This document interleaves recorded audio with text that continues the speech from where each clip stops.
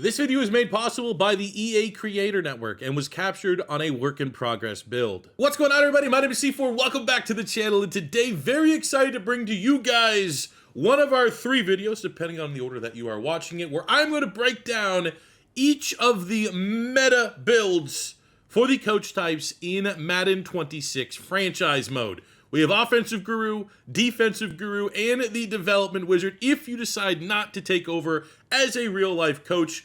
If you do decide to take over as a real-life coach, all of the coaches will fall under one of these 3 archetypes. But I'm going to give you just straight up, bare bones, from level 1 all the way up to level 50, the best coach builds. And we're starting out first with the Offensive Guru. One of the first things you will notice when you create your coach is the customization options this year are 50 times better than where they were last year. Last year, creating a coach from scratch was incredibly bare bones. Now we have over 200 new heads that you can choose from. Very similarly to College Football 26, you got plenty of swag options for your coach on the sidelines. And back of the box feature, they're telling me that you can make more than 30,000 combinations of what you want to wear on the sidelines. You're going to be able to keep track of everything on your main menu HUD under the Coach Central tab. You're going to be able to see your coach, your approval rating, your approval breakdown, your archetype, your abilities unlocked, your play sheets unlocked, as well as your OC, your DC, and your team trainer. Now, I don't want this video to open up to just be like a complete tutorial about everything new coming to your coaching staff, but it is also the first video that I am recording of early access. And I just want to say, be it you're looking for an OC or this is the first time you're seeing anything about coaching staffs in Madden 26, you may look at this and go, whoa, feels a little overwhelming. Look at all these different options. Look at it. Every option has 4 tiers, and every tier you can upgrade based off of goals. And if you suck, you're gonna fall down a couple spots. And that fluidity between what tier you're on and always bringing it and what have you done for me lately, I love it. And I feel like this is kind of the final form of the coaching staffs that were implemented. That was a top of the list community feature that we wanted a couple years ago, having OCs and DCs. This is like the final form of that, maybe. I don't know how they're going to be able to expand upon it, but I think this completely reinvents the importance of building your coach and your coach's journey. And that is awesome because you have these abilities, which again, every ability goes up to 4. You have your progression goals. That means every week you got to bring it if you want to continue to upgrade. If you do come into this, you see locked. These are locked because we are starting with an offensive guru coach. You're not going to be perfect at everything. So some of these abilities are like your defensive guru abilities. Some of these abilities are the development wizard abilities that you're only going to have access to if you decide to start with that coach build. But very similarly to College Football 26, where you're going to be missing out on these upgrades and these perks and these buffs because we went with an offensive guru coach, that is where your offensive coordinator is going to have to step in. That's where he may have to pick up the slack as far as, player development. As far as Bill Summers, defensive coordinator, you're going to want to prioritize him because he's going to be the only way that you get buffs on the defensive side of the ball. And also, hey, let's get him to work on scouting because our offensive guru coach is going to be about min-maxing the offensive side of the ball. We also have the addition of play sheets, which are going to be important for an offensive coach. As you can see, as we level up, level 5, 10, all the way on route to 32, that is going to be the same also with our abilities. We are going to unlock all of the abilities as we progress our coach, starting at level 4 all the way down to level 50. As you level up your coach, the way to unlock these different abilities are the same way that we unlocked abilities in the previous trees, in the previous Maddens. It is with goals, be it milestones, be it in-game goals, be it the narrative goals. You are going to have to prioritize this. And I'm not downplaying how important it was to hit your game goals in previous Maddens, but it did feel like, let's say you're doing a 5-year rebuild, come year 4, that rebuild, a little less important. Your tree is feeling pretty good. You've kind of maxed out your tree. You don't have to worry about regressing out of tiers. So points are just a luxury. You're probably just spending points for the sake of spending points. But because this year, all of these abilities are very fluid, you are going to have to make sure you min-max all of your goals, be it season goals, be it in-game goals, and crush him to get as many staff points as you can possibly accumulate. Now, just to get ahead of this question before it gets asked, there is no way as of right now through settings to adjust the XP earn rate for your coach like you can in College Football which, I mean, different strokes for different folks. Some people want that extra hard, grindy challenge. You're going to turn the XP rate from normal down to slowest. Or if you want to get from point A to point B as quickly as you can juke the coach earn rate up to fastest. There is no option as of now, at least on the build that I'm playing with. Now, what you do get is after every single week, you are going to get this menu, which you can toggle this on and off in the settings. I think it's nice because it lets you keep track of everything. We're able to level up our coach from coach level 1 almost all the way to level 3. It was a big week. We get to able to track our progress on our loadouts. And as we level up, it will show us when we get brand new unlocks. We recently just unlocked Sure Hands and head of the class, and as you continue to level up between 1 and all the way up to level 50, you're going to see this progress throughout your franchise mode. Now, for the sake of kind of showing a coach build guide, it's not going to be complete. I'm just going to sim till I get to level 50, so I have everything unlocked, and then we can break down really what is the min-max best build for an offensive guru. But what is important to know is that where do you spend the points? Where do the staff points really come in as far as leveling up your coach abilities? Because, as you can see right here, we are, 4 of 4, maxed out on Blitzbuster, which is the first ability that we broke down, which helps out our offensive line, and you work all the way down to tier 4, which will allow us to identify blitzers pre-snap. Now, we got each and every one of those tiers, tier 2, tier 3, and tier 4, by achieving in-game goals. A lot of it was like throw for 200 yards, throw for 2 touchdowns, have no picks. You stack those wins, you are going to be able to upgrade, and it will automatically level up all these different abilities. And as you can see, every single ability has a progression goal. And as you hit those progression goals, it will automatically upgrade and bring you up to the next tier. But there will be ones that maybe we'll say is a little tricky. Like, let's look here at insider trading, right? So to upgrade this, you're going to need 3 rushing touchdowns in a game. Now, for my beloved Philadelphia Eagles, run the tush push a couple times, won't be a problem. But let's just say you're a pass-happy team and you want to become a running team, but maybe you don't have a good, strong run game. Maybe your run blocking is not particularly good. And you want to work your way down to get to, say, tier 4, where you have a significantly increased chance at broken tackles on inside run plays. You're just not getting those 3 rush touchdowns in a game to get that upgrade. Well, that is where your stat points come in. We have a very nice war chest right now of over 400, and it's going to take 15 points, and this is a way that you can upgrade all of these tiers without actually having to achieve your in-game goal. So regardless of, like, your play style, you can still find a way to min-max your coach and get better at areas that maybe on field may be tough to achieve naturally. You can assist with your coach ability. So there's 2 different ways to progress your coach. Same can be said for your offensive and defensive coordinator. I think that is an excellent balance. I think having that flexibility of being able to upgrade all of these different abilities and your play sheets and your coordinators by either A, achieving goals, B, spending your war chest of staff upgrade points. And you know what? These points are finite. I'm using this example just trying to get to level 50 as fast as I can.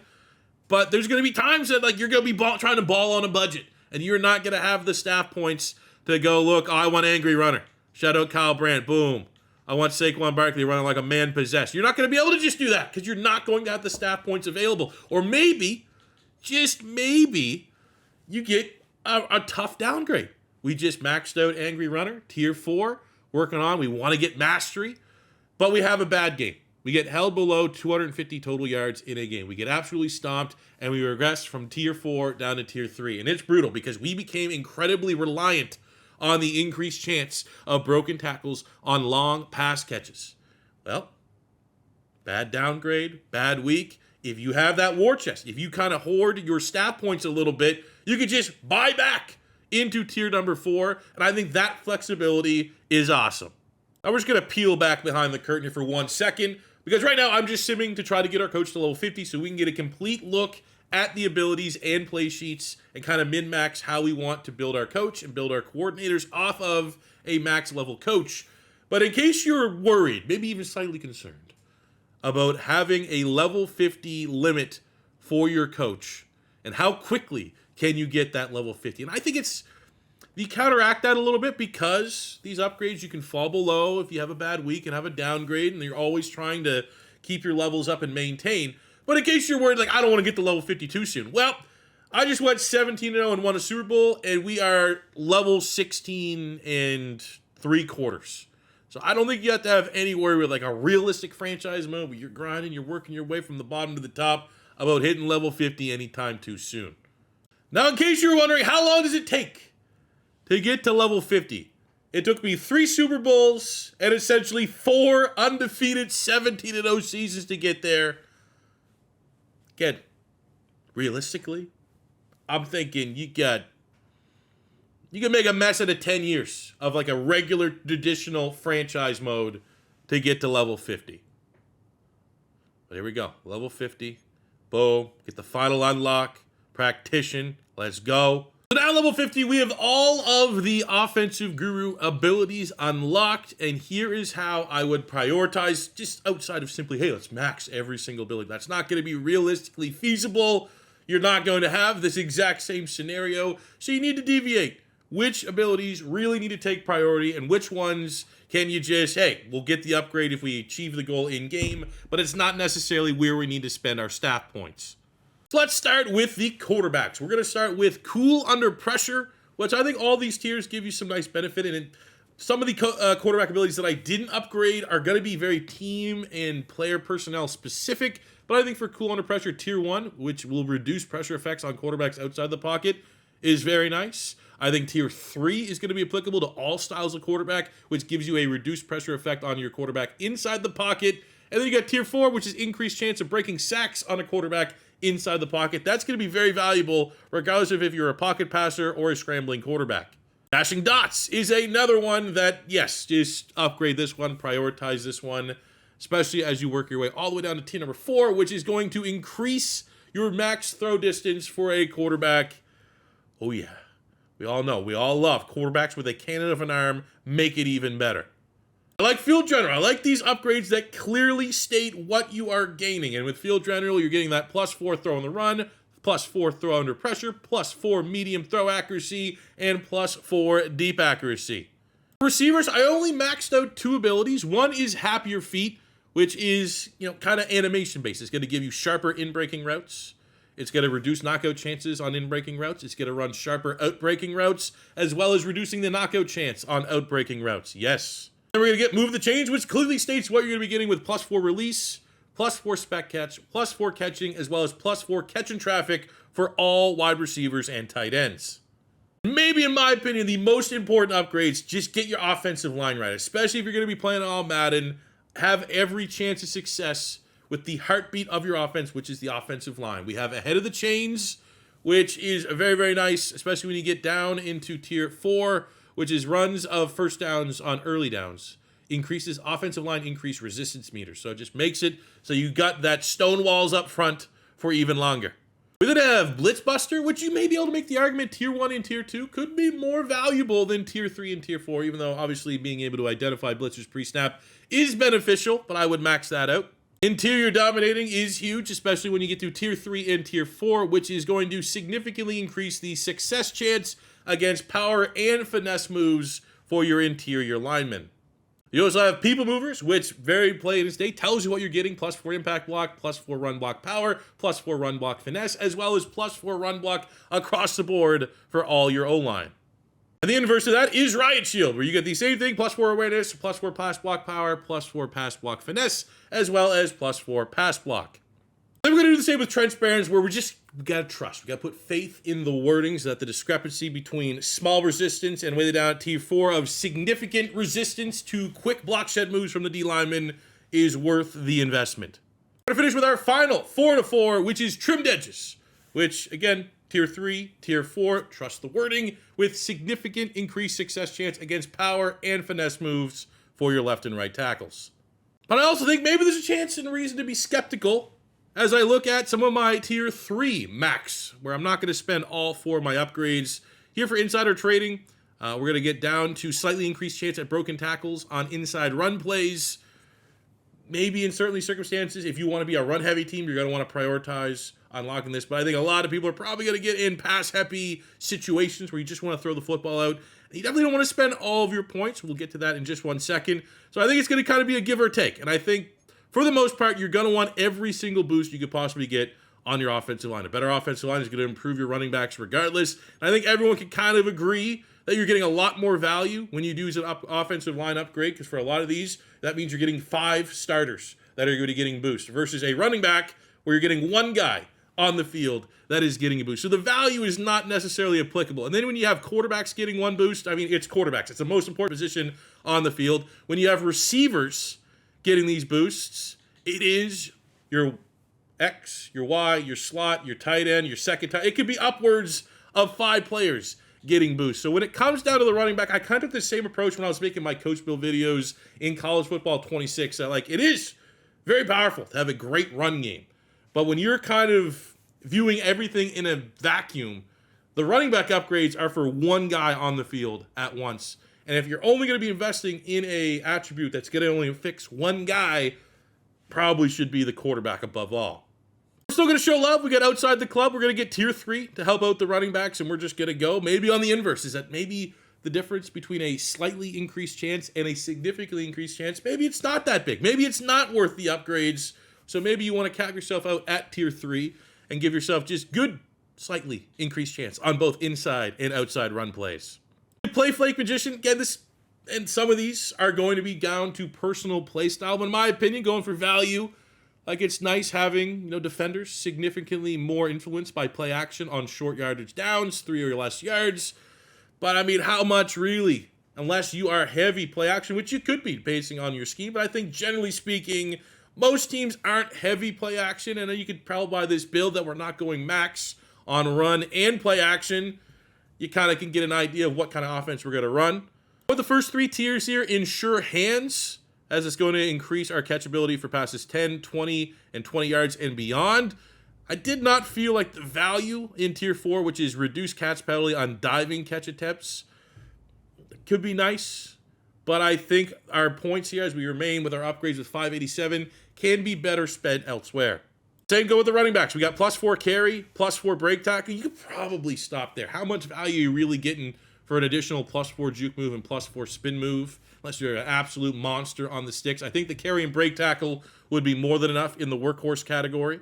Then I just left tier 1 for Angry Runner, which I think tier 1 in this case could be the most valuable, which is an increased chance of broken tackles on screen passes. We went tier 1 on Big Back, which is a reduced fatigue hit from opponents on hit sticks.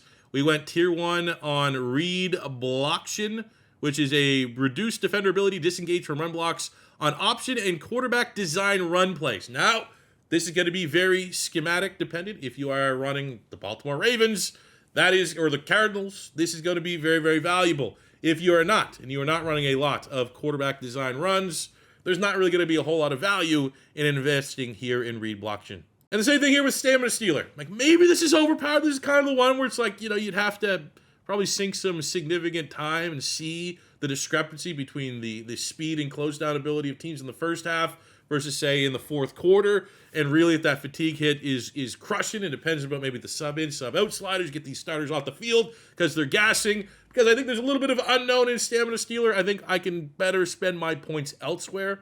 1 personnel unlock for a offensive guru, which is head of class. I think there is more than enough value in getting tier number 4, which is going to have your coaching staff earning 3 times the amount of coach XP, especially when you are a good program and your OC and DC keep getting poached. That is one way to try and stay ahead of the curve if you're winning a lot of games in your franchise mode. You're getting sick and tired of your coordinators going and getting head coaching jobs, which is great for them, bad for your program. The faster you can be earning that XP, the better. I'm going to max out all of the player development for our coach on the offensive side of the ball, which will give us all the way down in tier 4, 20% training XP boost on our wide receivers and tight ends, 20% training XP boost on our quarterbacks, 20% training XP boost on our offensive linemen. I think Camp Counselor is huge. I love these upgrades. These are for training camps. Tier 1 will give you an additional 100 rookie snaps for gold medals in training camp, which is going to help you unveil the dev trait of your hidden dev players. Tier 2 is going to give you double XP boost on training camp mini games. Tier 3 is going to give you a 4 times XP boost on those training camp mini games. And Tier 5 is a 5% boost to dev trait upgrade odds in training camp mini games. Now, that's obviously not significant. It's not a huge boost, but the amount of times in my personal franchise that I put it on YouTube that I have very frustratingly not got dev traits for gold medals, now we actually have a chance to try and improve it. Shout out everyone that remembers Owen Popo with our Cardinals franchise. I didn't go on running backs just because, again, wide receiver, tight end, you're getting multiple starters. Quarterback is the quarterback. Offensive line, that is 5 different positions that you're getting boosts. For running back, you might even use a fullback. It's only one guy, only one group. Not a lot of value there.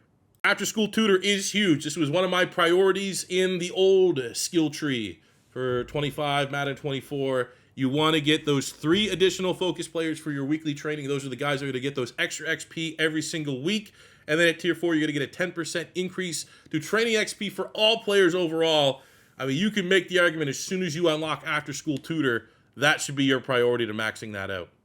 I think as a base for an offensive guru, we're pretty much where you'd want to be. We still have more than enough budget. I didn't touch scouting because now it's going to kind of go into, your remaining points, because there's only so much that you're going to have. Again, this is a very somewhat unrealistic scenario because I won undefeated season, 3 straight Super Bowls, etc., etc.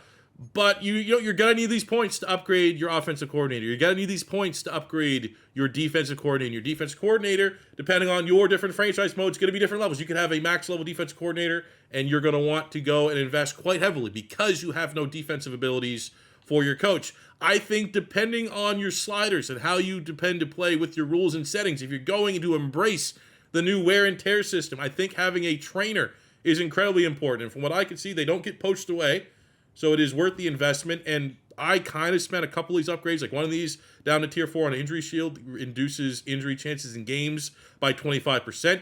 We have Game Shield here, which reduces the wear and tear damage taken during a game by 25%. We have 4th quarter refresh, which I think is worth getting down to tier 4, which will cover all your players' wear and tear by 25% at the start of the 4th. Now, there's plenty of upgrades that reduce the wear and tear during practices. There are upgrades that, like, it might even be good to kind of sit on points depending on your injury because you have players with their different statuses. If you have a doubtful status, you can unlock that one down to tier 4, which players with a doubtful status will heal 25% faster. You have the injured players just across the board will heal up 20% faster. So if you got hit with a little bit of an injury bug, that may be worth it. If you don't have a lot of injuries or you've kind of modified your injury sliders a little bit, like this is so personal preference in how you have your franchise tuned, because some people may take the injury sliders, you hate it at default, and you want to run it down to maybe 10%. You're going to see less injuries, and maybe the value's not going to be here versus someone that's running like default sliders and default injury sliders, and maybe you have your wear and tear. You're not running that, so there's going to be no value there. So it is very much tied to your given franchise mode, which is not necessarily tied to building the best offensive guru coach build. But I think if you follow this, and then with your remaining house points, I would prioritize balancing things out with your defensive coordinator, and then between either your offensive coordinator or your head coach, that is where you handle your scouting abilities. That is going to be best. And if you are very successful, if you do win a lot of games, I think there's where I would prioritize. Like my head coach, I'm always going to want all these different scouting upgrades, which Eagle Eye is going to give you a reduction on the letter grades. You have Fit Finder, which is going to give you a reduction on finding out the archetypes. We're going to have offensive line buffs. We're going to have wide receiver buffs. We're going to have quarterback buffs. We're going to have tight end buffs. We're going to have a reduction in finding a talent range unlock. Like all those are very, very valuable. And I think what I would do now with these points, now that I kind of have my base offensive guru coach, I'd probably split them between getting the scouting that you really, really need and flushing out your defensive coordinator's tree, because that's going to be the only way that you can improve the defensive side of the ball with this build. And I guess just to spend the points, go for scouting. If you had to prioritize scouting, I think the one thing I would have done differently, I probably wouldn't have maxed out inside scoop. I'd make the argument out of all the offensive positions to scout, the one that tends to be the easiest with the limited information, aka blind picking, would be offensive linemen. So I think wide receivers can be tricky. I think tight ends can be tricky. I think quarterbacks can be very tricky as well. You have these upgrades here for letter range. You have these upgrades here for archetype. You have the upgrades here for just general scouting buff. Like I probably would have inversed maybe the talent range unlock, like flip 0 upgrades on inside scoop and put those points towards talent developer. But if I had to say prioritize one in scouting, it would be Scouts Honor. Being able to max out your recruiting staff and being able to have 5 tier 3 scouts, that is going to give you the biggest advantage on the recruiting trail. And I think you honestly can make an argument that, like, if I'm going for non-offensive upgrades, which this video is kind of focusing on the offensive upgrades, I would say after-school tutor would be priority 1. I would say head of class would be priority 2. And the Scouts Honor would be priority 3. I think you're getting the most bang for your buck in terms of impactfulness on a year-to-year basis for your franchise mode. So get those 3 as well. There's other areas that we didn't really necessarily touch on because I do think it's either RNG specific to whatever franchise you're playing in or your specific play style. Like play sheets, very powerful, very nice, but I can't tell you what meta is necessarily going to be because it's about what you want to play. I would say with how I built my offense, maybe Air Raid would make, or West Coast would make a lot of sense. I think as far as like upgrading abilities, we didn't really touch on the offensive coordinator too much. They are going to overlap. It is an area that's going to give you additional boosts, but again, what level your offensive coordinator is going to be very dependent on where you're at with your given franchise mode and your given rebuild, which I can't foresee or tell you how to handle that. The only thing I can say, generally speaking, is that if you are upgrading non-offensive guru head coach, I think depending on your slidage, if you're going default, don't ignore the trainer, because wear and tear can be very frustrating, and any boost you can get to wear and tear, any boost you can get to your player health and recovery times is going to be valuable. But overall, depending on what level your DC is, be it level 1, be it level 40, I think if I'm not spending points on my coach, if I'm having a fun, fair time getting good information with my tier 3 scouts from going down here and running with and unlocking the Scouts Honor, maybe you don't have to go as heavy into the scouting upgrades, and you can get that perfect balance between your offensive guru head coach and investing your points on the defensive side of the ball and getting a high-level defensive coordinator. But really, all these OCDC trainer play sheets, they're going to be specific to your given rebuild. I am just here to show you what I think. If you want to go offensive guru, these are the abilities I would prioritize. But that'll do it for me today, guys. Thank you very much for watching. I'm going to come up with 2 additional videos breaking down Defensive Guru and the Talent Wizard, so make sure you stay tuned to that. I think overall, this 2.0, version 2.0 may be the best thing to call it, of the coaching tree, of the skill tree, of the coaching staffs. This is exactly the shot of realism, immersion, and it's like a second game, a game within the game of your franchise modes, because not only are you now trying to rebuild your team, not only now are you trying to find and draft the best available players, not only are you trying to hit free agency to find those underrated gems, or swing for the fences with the big money free agent signings. You have all of that, and now you have to, through these intricate, expansive, challenging, fluid, can go up, can go down if you're sucking, coachability tree. Like, it is awesome. This is absolutely something that I didn't know I wanted, and I'm glad it is here type feature to have in Madden 26 franchise mode, a game within a game.